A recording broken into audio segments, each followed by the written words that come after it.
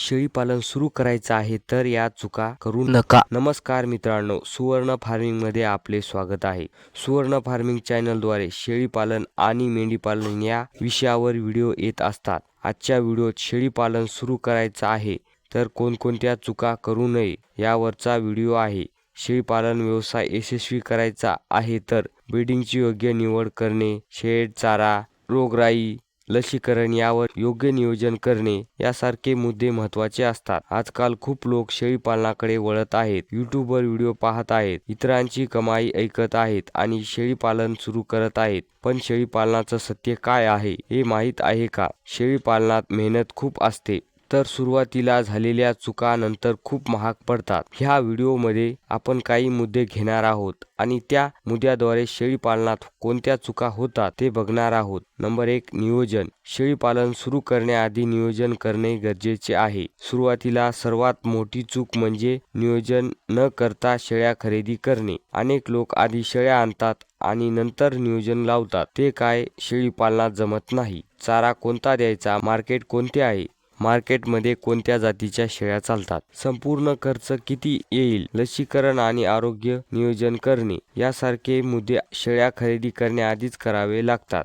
परंतु शेळी पालनामध्ये आधी मार्केट, खर्च, लसीकरण, आरोग्य ते चारा नियोजन ह्या गोष्टी महत्त्वाच्या असतात. नियोजन न केल्याशिवाय शेळी पालन करणे नुकसानदायक ठरू शकते. Number 2, breeding. शेळ्यांची चुकीची जात निवडणे. शेळी पालनात शेळ्यांची जात निवडणे हे मार्केटवर अवलंबून असते किंवा सोशल मीडियाचा वापर करून मार्केटिंग करून रोड साईडला शेडचे बॅनर लावणे असे करू शकता. यूट्यूबवर किंवा सोशल मीडियावर मोठ्या जातीच्या शेळ्या पाहतात आणि लगेच शेळ्या खरेदी करतात. उदाहरणार्थ सोजत, शिरोई, बिटल, जमुनापरी. परंतु प्रश्न असा आहे, या जातीच्या शेळ्या आपल्याकडे वातावरणात टिकतात का? महाराष्ट्रात अनेक वेळा मोठ्या जातीच्या शेळ्या बहुतेक वेळा आजारी पडतात. सुरू करते वेळेस स्थानिक किंवा क्रॉस ब्रीडिंग जातीच्या शेळ्या कराव्यात. जसा अनुभव येईल तसे शिरोई, सोजत, बिटल शेळीकडे वळावे. मोठ्या शेळ्या म्हणजे जास्त नफा आहे असं नाही. गावरान शेळ्यामध्ये पण पैसा भरपूर कमवता येईल. स्थानिक जातीच्या शेळ्या. स्थानिक शेळ्यांना वातावरणात जुळायला वेळ लागत नाही. शेळ्या सेट होतात, हा एक प्लस पॉइंट आहे.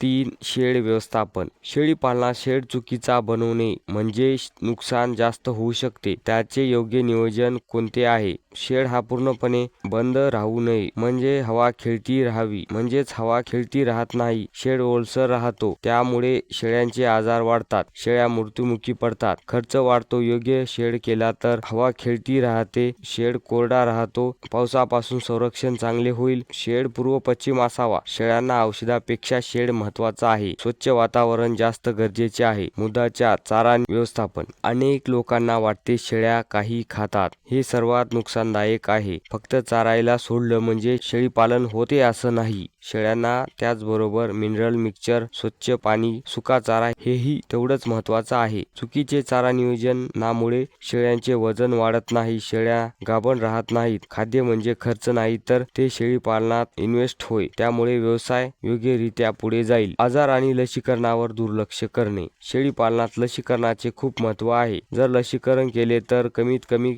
आजार येईल. बारबारदा डॉक्टरांचा खर्च लागणार नाही. जेव्हा शेळी आजारी पडते तेव्हा लसीकरणाचे महत्त्व कळते. तेही डॉक्टरच सांगतात तेव्हा समजते. शेळी पालनात नियमित वर्षाला लसीकरण करणे गरजेचे आहे. लसीकरणाचे वेळापत्रक तयार करून त्यानुसार लसीकरण करून घ्यावे. त्याचबरोबर स्वच्छता आणि डिवॉर्मिंग पण महत्त्वाचे आहे. एखादी शेळी आजारी पडली तर संपूर्ण कळप आजारी पडेल, त्यामुळे डिवॉर्मिंग, लसीकरण आणि स्वच्छता गरजेची आहे. नंबर 6, मार्केटची माहिती नसणे. शेळ्या खरेदी कराव्यात आणि शेळ्यांची वाढ करणे हेच महत्त्वाचं नाही, तर मार्केट कुठे आहे, विक्री केव्हा करायची आहे हे माहीत असणे गरजेचे आहे. हे जर माहीत नसेल तर व्यापारी कमी भावात शेळ्या खरेदी करतात. सुरुवातीला व्यापाऱ्याकडून जास्त प्रमाणात नुकसान होऊ शकते, त्यामुळे मार्केटची माहिती असणे गरजेचे आहे. डायरेक्ट ग्राहक तयार करावेत. पिल्ले विक्रीचा टाइम तेवढाच महत्त्वाचा आहे. लग्न, सराई, ईद यासारख्या टायमिंगला पिल्ले काढावेत, त्यावेळेस योग्य रेट मिळेल. शेळीपालनात फक्त